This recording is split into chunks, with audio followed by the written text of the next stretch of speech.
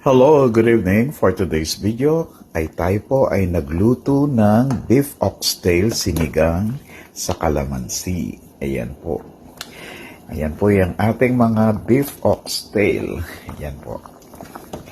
So, nilagyan ko siya ng masarap yung sinigang natin with the twist na yung kamoting, yung kasaba, yung kamoting kahoy. Yun yung replacement natin sa ating gabi. O yan. Tapos meron siyang labanos, meron siyang bitsuelas, and then huli ko na yung pechay.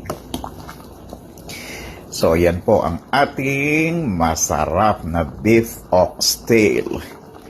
Yan. So i-upgrade naman natin yung oxtail natin, hindi yung puro kare-kare lang yung niluluto natin sa oxtail.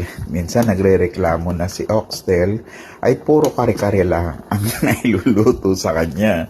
So ngayon at this point in time, i-upgrade natin, gawin nating beef oxtail sinigang sa kalamansi. Yan. So masarap po ang natural na pampaasim compare dun sa mga nilalagay natin na hindi natin alam kung nakakabuti ba sa katawan. So mas maganda pa rin yung natural. Ako talaga as much as possible sa sinigang, sa paksiw, gusto ko kalamansi. Yan, kailangan magtanim kayo niyan para natural. Oh, ang sarap nito. Oh. Tapos meron kang sausaw na patis. Tsaka kalamansi. Ayos na ang buto-buto. Yan po ang masarap sa mainit na sabaw sa malamig na panahon. Ayan. O, diba? Pinapalambot lang natin ng konti and then soon or later, ilalagay na natin yung ating pechay. Alam niyo po, ang sarap ng ang sarap nito. Makunat-kunat pag kinain mo. Para siyang gabi rin.